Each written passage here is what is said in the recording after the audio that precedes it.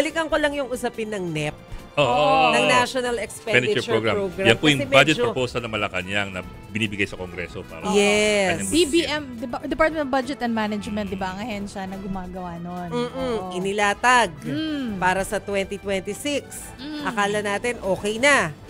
Binigay na sa Congress. Si Pangulo sa Tapos biglang sinabing ngayon, meron palang isiningit.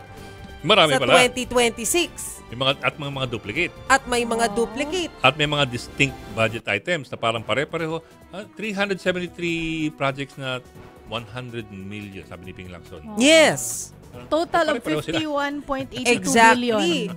So, paano na naman nangyari yan? Di ba yung umpisa nung madiscovery ang mga duplication, yung mga naduduplicate na numero sa mga project, ang kiniklaim nila nangyari siya sa BICAM, nangyari siya dun sa small committee, sa Kongreso. Anyari, bakit biglang sa DBM pa lang nagkaroon na ng ganyang klase ng insertions, kung insertions nga ba yan? Di ba? Parang ang pinapaliwanag kanina, hindi pala pwede yung initial na suggestion ng Congress na isauli yung NEP sa Malacanang. Kasi yung legal process, hindi mo masusunod. Yes. So, ang pinakang best way na lang pala na magagawa nila ngayon, magstay ang NEP sa Kongreso, gagawa ng erratum ng Malacanang. Iko-correct nila. Ng DBM.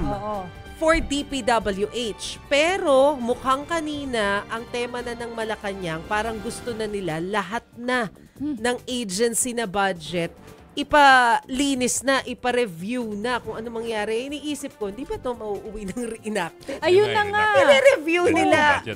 Lahat. Oo. Yung ito yung amounts na sinasabi ni, sinabi kanina ni Bok Ed. Si Senator Ping Lacson ang nagsabi. Yung insertions, kung insertions man, matatawag dyan, totaling 51.82 billion, no? Andito ang 88 items with 150 million funding each. So, total 13.2 billion. Ito yung 300 na sinasabi mo, Bok. 373 items with 100 million each. So, 37.3 billion. 11 items with 120 million funding each, totaling 1.32 billion. 150, 100. Grabe, no? Parang pumunta ng Japan Home. 88 pesos lahat. Ganon. Di ba? Kundi 88.66. 100 billion. Ibang klase yung mga... million pala. Diba? Parang ng Japan Home on Daiso.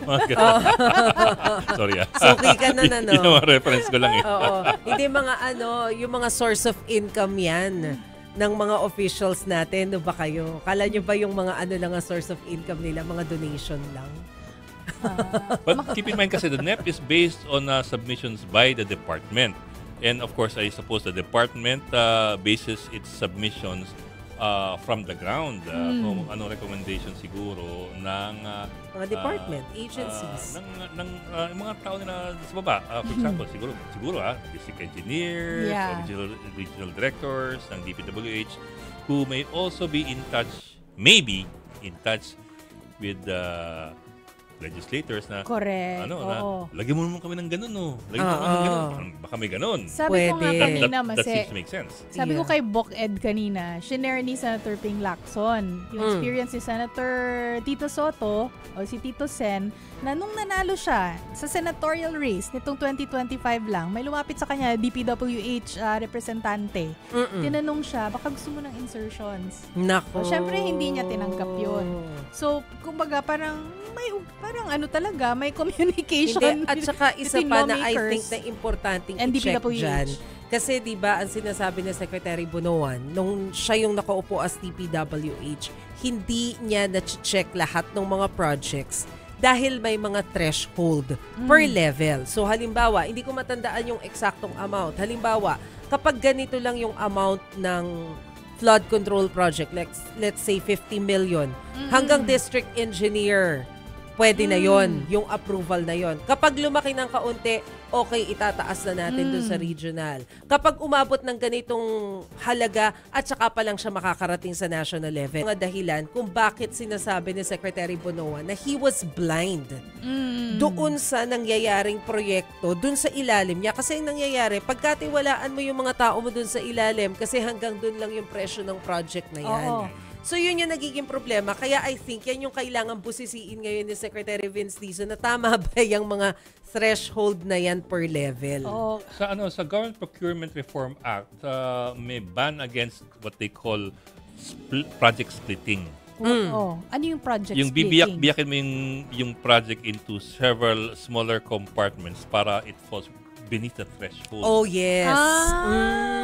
Kasi you're talking about thresholds. Yes, At this level, ang approval dito sa level lang na to. Pag tumaas yan, doon ka na sa next level. Yes. So, to avoid bringing it up, bibiyak-biyakin mo yan. Ang daya! That's the easy way of doing it. That's I don't want to call it a smarter way of doing it. But Isang tusong pamamaraan.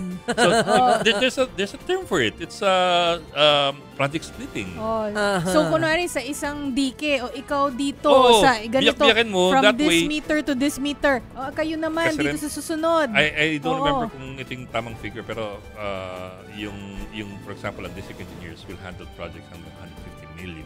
Yes. Beyond that, it has to go up to the regional level. Yes. So if you want to stay within your level, you have to fall beneath the threshold. So biyakin mo into several projects. Tuso nga talaga sila. Pero that sa paraan na yan, nalulusutan nila yung legalities.